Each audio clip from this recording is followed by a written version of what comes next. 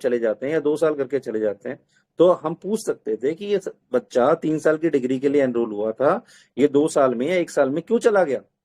आप कैसे पूछोगे? सरकार कह दे कि सर्टिफिकेट लेने आया था, उसकी नीयत ही सर्टिफिकेट की थी। डिप्लोमा लेने आया था, डिप्लोमा की नीयत थी। डिग्री लेने आया था, वो 3 साल कर लेगा जी अपना। तो सरकार के ऊपर तो कोई सवाल ही नहीं बना। और अगर आपको ये इजी एग्जिट मिल जाता है, इसका दूसरा रोल भी समझिए, ये वही वोकेशनल वाला काम करा जा रहा है। जो बच्चा खिंच खिंचा के 12वीं कर जाएगा, ग्रेजुएशन में एनरोल हो जाएगा, अब वो एक सर्टिफिकेट लेके भी नहीं एग्जिट कर सकता है।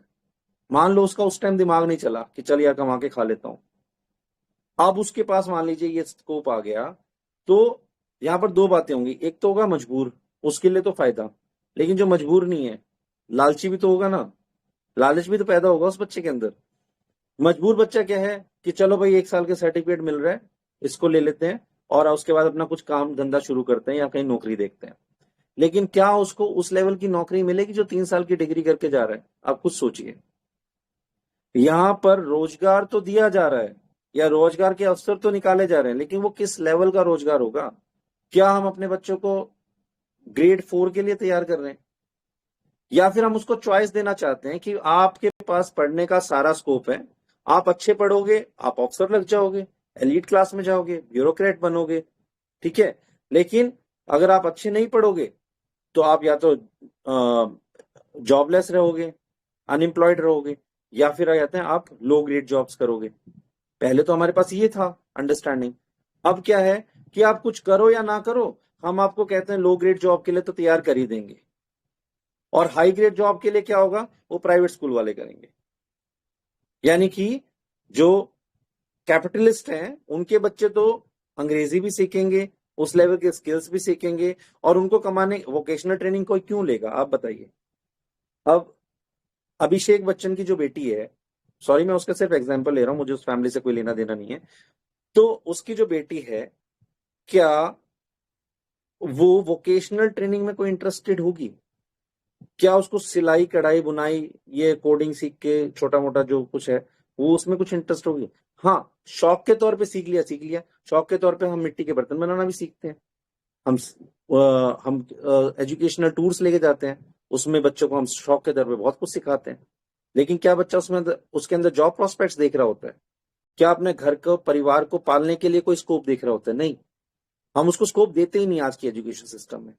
हाँ, उसको बच्चे को पता है कि ये तो सीख तो रहा है, लेकिन ये एजुकेशन का लर्निंग का एक पार्ट है। तेरे को पूरा एजुकेशन सिस्टम को यानी कि 12th पूरी क्लियर करनी पड़ेगी, और उसके बाद जो एंट्रेंस है उसके लिए अपने आप को प्रिपेयर करना पड़ेगा, हार्डशिप दिखानी पड़ेगी, तब जाके कहीं कोई करियर के ऑप्शंस खुलेंगे। आज हम उस जील से बच्चे को ऊपर बढ़ते हुए देखते हैं, लेकिन वहां छठी क्लास से ऑनवर्ड्स 12th तक कोई जील बचेगी नहीं। हर समय बच्चे का दिमाग टिक टिक टिक टिक टिक टिक चलेगा। वोकेशनल ट्रेनिंग कर ली, चलो ये कर लेता हूँ, ये कर लेता हूँ, ये कर लेता हूँ। सरकार उसको प्रलोभन देगी, प्रलोभन देगी कि आप कहते हैं कुछ बना लो, अपना कुछ सीख लो, हम आपको पैसा दे देंगे, हम ये कर देंगे वो कर देंगे। जैसे दिल्ली सरकार ने किया कि आप 11वीं 12वीं के बच्चों को वो कुछ 10,000 रुपए का प्रोजेक्ट, उनका प्रोजेक्ट का मॉडल देखती है कि भाई किस तरह का वो प्रोजेक्ट चाह रहे हैं, किसके अंदर क्या रिस्पॉन्सिबिलिटी वो लेना चाहते हैं, और 10,000 रुपए की आप अमाउंट ले सकते हो to start with the project, और उसके बाद कहते हैं उसको फिर वो अपलिफ्ट करती है। यहाँ पर सारा खेल नियत क्या है, मैं बार बार बोल रहा हूँ, ठीक है।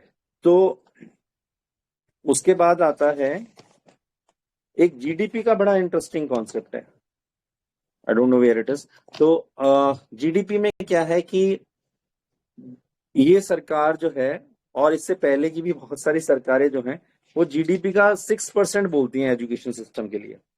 एजुकेशन सिस्टम के लिए जीडीपी का 6%। 2018-19 की जो पॉलिसी थी उसके अंदर 3% स्पेंड किया गया, यानी जीडीपी का 6% डिसाइड किया जाता है हमारे देश में बरसों से, जब से एजुकेशन पॉलिसी सन मेरे ख्याल 68 से कब से हो रहा है, तब तब से ये 6% ही डिसाइड होता है हर बार कि हम जीडीपी का 6% खर्च करेंगे एजुकेशन पे।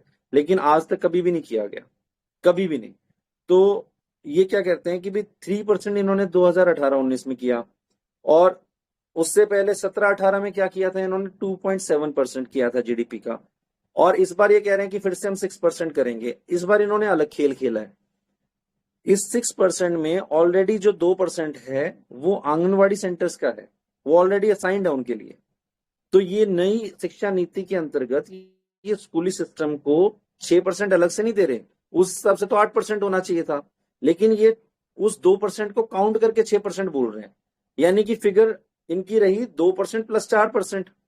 2% तो अभी भी कर रहे थे आंगनवाड़ी सेंटर पे, उसका तो ये खर्च कर ही रहे थे, या उसमें भी हो सकता है कहीं कमी होगी, ठीक है, लेकिन उन्होंने असाइन कर रखा है 2%।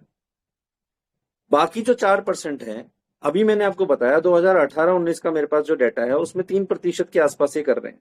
तो 4 में से 3% ये पहले ही कर रहे हैं, 4 भी कर देंगे कौन सा पहाड़ टूट जाएगा फिर। तो वो उसको कंप्लीट कर देंगे तब की आज से 6% तो हम कब से सुनते आ रहे हैं, कभी हो ही नहीं रहा। जबकि भूटान, नेपाल जैसे जो देश हैं वो अपने जीडीपी का 6% काफी समय से करते आ रहे हैं, वहां पर ये रिकॉर्डेड है कि वो करते हैं इस चीज को। अब यहाँ पर आता है कि हमारे पास जो टीचर्स हैं उनकी इन्वॉल्वमेंट क्या है। कहीं तो वो पोलियो कैंपेन में बिजी हैं, कहीं इलेक्शन ड्यूटी में, कहीं फैमिली प्लानिंग कैंपेन में, कहीं वो मिड डे मील में बिजी हो जाते हैं। तो ये सारी जो चीजें हो रही हैं ये in addition to this fact हो रही है कि हमारे देश में टीचर 5,000 रुपए में मिलता है। अभी थोड़े समय पहले एक न्यूज आई थी जिसमें पीएचडी होल्डर को 8,000 रुपए की नौकरी मिली हुई थी टीचर पे। तो आप देखिए कि पीएचडी वाला बच्चा 8,000 रुपए की नौकरी करता है। तो क्या हमारे पास इस लेवल के टीचर्स हैं कि वो क्रिटिकल थिंकिंग डिलीवर कर सकें बच्चों को। आप 5,000 रुपए के टीचर से जिसको आप इतनी सारी चीजों में इन्वॉल्व करके रखेंगे, क्या वो क्रिटिकल थिंकिंग डेवलप हो पाएगी? क्या, मेरा वही क्वेश्चन है कि क्या हमारे पास उस लेवल के टीचर्स हैं, क्या हम उस चीज को देखते हैं? आपके पास करंट सिनेरियो में टीचर की ऑलरेडी कमी है और आगे आप इतनी बड़ी बड़ी बातें करके पॉलिसी बना के देते हो, जबकि सबसे बड़ा काम क्या होना चाहिए था इसमें, सिलेबस जो है उसको इम्प्रोवाइज करना चाहिए था। पूरी पॉलिसी में सिलेबस पे कहीं कोई बात नहीं हुई, कोई इम्प्रोवाइजेशन नहीं है, कुछ इंप्रूवमेंट नहीं किया गया, वही जो हम पढ़ते आ रहे हैं वही उसको एक्सटेंड किया जा रहा है। हाँ, इसमें स्पेशल जो सस्टेनेबल डेवलपमेंट गोल्स हैं, जो कि WEF का एक बहुत इंपॉर्टेंट एजेंडा है, जो कि 17 SDG गोल्स जो हैं उनको इम्प्लीमेंट करना पूरी दुनिया में। तो जो सस्टेनेबल डेवलपमेंट गोल्स हैं उसको यहाँ पर बहुत ही क्लियरली रखा गया है। इनफैक्ट जो स्कूल्स हैं अभी, प्राइवेट स्कूल, जिस स्कूल के आप बहुत अच्छा स्कूल मानते हैं, वहां पर ऑलरेडी सस्टेनेबल डेवलपमेंट गोल्स पे काम करना शुरू कर दिया गया है। यानी टोटल न्यू वर्ल्ड ऑर्डर को इम्प्लीमेंट करने के जो स्पेसिफिक एजेंडाज हैं उनको स्कूल के जरिए इम्प्लीमेंट किया जा रहा है। फॉर एग्जाम्पल, जैसे मैंने आपको बताया कि इम्यूनाइजेशन आ रहा है, जो कि एक बहुत बड़ा डिपॉपुलेशन एजेंडा है, आप सब जानते हैं। इसके साथ मैंने आपको बताया स्पेशल जो सब सस्टेनेबल डेवलपमेंट गोल्स हैं वो आ रहे हैं, जो कि न्यू एजुकेशन पॉलिसी में ऑलरेडी गिवन है। उसके अलावा इसके अंदर artificial intelligence, just a minute, artificial intelligence का इसके अंदर जिक्र किया हुआ है। इसके अंदर ब्लॉकचेन टेक्नोलॉजी का जिक्र किया हुआ है। ये सारे सुने सुने वर्ड लगते होंगे आपको, और ये आपने सुने होंगे न्यू वर्ल्ड ऑर्डर के एजेंडा में, WEF के एजेंडा में सुने हुए हैं। आर्टिफिशियल इंटेलिजेंस क्या करेगा? अब हम क्या करते हैं कि सरकार के एजेंडा को थॉरली स्टडी नहीं कर पाते हैं। हम ये कहते हैं कि रॉबोट्स आएंगे, बहुत अच्छी बात है, टेक्नोलॉजी आएगी, बहुत अच्छी बात है, आर्टिफिशियल इंटेलिजेंस के फायदे बताए जाएंगे। और एक इंडस इंटरनेशनल स्कूल है बेंगलोर की साइड, उन्होंने तो ऑलरेडी देश का पहला रोबोट टीचर क्लास में खड़ा कर दिया है, जो कि parallel to the human teacher वो क्लास में रहेगी और बच्चों को के क्वेश्चंस को आंसर करेगी, ठीक है। लेकिन क्या हमने ऑल ओवर द वर्ल्ड इस सिनेरियो को अभी तक अंडरस्टैंड नहीं किया है कि आर्टिफिशियल इंटेलिजेंस कर क्या रहा है? यानी कि टीचर्स जो हैं उनकी जॉब्स खतरे में है। आर्टिफिशियल इंटेलिजेंस टीचर्स की जॉब्स को खतरे में डालेगा। हमने ऑलरेडी भोपाल का एक, आज से लगभग 2-2.5 साल पहले की न्यूज थी ये, भोपाल का एक न्यूज आया था जिसमें ये कहा गया था कि भोपाल एक पायलट प्रोजेक्ट पे काम कर रहा है जिसमें 90% स्कूल्स जो हैं भोपाल के वो बंद कर दिए जाएंगे, जिसमें if I am not wrong Bhopal में 1,32,000 स्कूल हैं, जिसमें से करीबन 1,20,000 स्कूल्स को बंद करके और 12,000 स्कूल से के पूरे भोपाल के बच्चों को पढ़ाने का ये एक पायलट प्रोजेक्ट सरकार सोच रही है। ये एक बहुत बड़ा आर्टिकल आया था अखबार में। तो अगर इस आर्टिकल को आप समझें तो स्कूल बंद हो रहे हैं, लेकिन बच्चों को तो एजुकेशन सरकार दे ही रही है, वो कह रही है सर बच्चों को हम पढ़ाएंगे लेकिन स्कूल कम कर दें। तो 1,20,000 स्कूल जब बंद होंगे तो उनके टीचर्स कहाँ जाएंगे? तो अल्टीमेटली ये जो आर्टिफिशियल इंटेलिजेंस है ये हिट किसको करेगी? टीचर्स को। और कोरोना के समय में हमने ये देखा कि जब ऑनलाइन क्लासेस थी तो बहुत सारे बच्चे जो है लिखना भूल गए थे, बहुत सारे बच्चों की रीडिंग स्किल्स खत्म हो गए थे, राइटिंग स्किल्स खत्म हो गए थे, बच्चों का मैथमेटिक्स आईक्यू खत्म हो गया था। ठीक है, टीचर और स्टूडेंट की जो बॉन्डिंग होती है उसका कोई ऑल्टरनेट नहीं होता। आप ये ध्यान रखिए कि जब टीचर बच्चे से इंटरेक्ट करता है, फेस टू फेस इंटरेक्शन होता है, उसका कोई ऑल्टरनेट नहीं होता। वो बच्चे को पूरा अंडरस्टैंड कर रहा होता है, बच्चे के हाव भाव से, उसके बातचीत के तरीके से, और बच्चा भी उसको एकम्प्लिशमेंट मानता है जब आप एक उसके थपकी दे देते हैं कि वाह बेटा बहुत अच्छा, बेटा बहुत शाबाश, बहुत अच्छा, आपने पूरी क्लास में सबसे पहले ही क्वेश्चन सॉल्व किया, बहुत बढ़िया। तो उस बच्चे के अंदर वो मोटिवेशन लेवल जो है पर्सनल टच से, या फिर उसको जो आप फिजिकली उसके सामने प्रेजेंट होकर उसको एप्रिशिएशन देते हो, क्लास से क्लैपिंग कराते हो, एटसेट्रा एटसेट्रा, बहुत सारे टूल्स होते हैं, तो उस बच्चे को आप नेक्स्ट लेवल पे लेके जाते हो। लेकिन यहाँ क्या हो रहा है? स्कूल बंद मतलब टीचर खत्म। फिर आएगा एआई। एआई क्या करेगा? फिर से वही ऑनलाइन टेली सिस्टम में जाएंगे हम, यानी कि ऑनलाइन सिस्टम में जाएंगे, यानी कि स्कूल जो है वो ऑनलाइन सिस्टम पे चलेगा।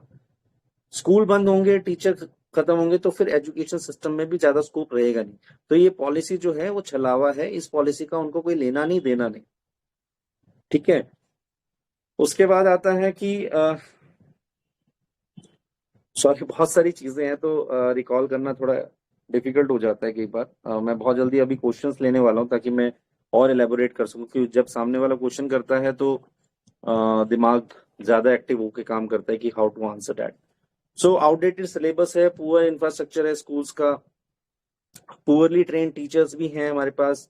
और यहाँ पर ये बात जो मैं कह रहा हूँ, अभी भी ऐसा हो सकता है कि आप में से बहुत सारे मुझसे ज्यादा विद्वान लोग ऐसे बैठे होंगे यहाँ पर, जो कि जिनका मैं पूरा रिगार्ड करता हूँ, जिनको अब भी ऐसा लगता होगा कहीं ना कहीं ये पॉलिसी बहुत अच्छी है। हो सकता है ऐसा हो, लेकिन मैं आपको बता दूं 3 इंस्टीट्यूट ऐसे हैं हमारे देश के जो ऑलरेडी इसके ऊपर क्वेश्चन लगा चुके हैं, जो इस एजुकेशन पॉलिसी के अंदर फ्लॉज ढूंढ चुके हैं, कमियां ढूंढ चुके हैं। उनमें से एक है National Academy of Science, then Indian Academy of Science and Indian National Science Academy. ये तीनों ऑलरेडी इस एजुकेशन पॉलिसी पे सवालिया निशान उठा चुके हैं, और वो यही मानते हैं कि इस पॉलिसी के अंदर खामियां हैं। हर इंसान को इस एजुकेशन पॉलिसी को थरली पढ़ना चाहिए। और यहाँ पर एक बात और आती है, स्टेट और सेंटर का जो रूल है उसमें भी यहाँ पर डाइवर्जेंस है। अभी जो एजुकेशन है वो स्टेट पॉलिसी के अंडर आती है, यानी कि जब बच्चा 10वीं करता है, 10वीं तक का ये रहता है कि जो स्टेट है उसके अंडर आता है ये सारा सिस्टम।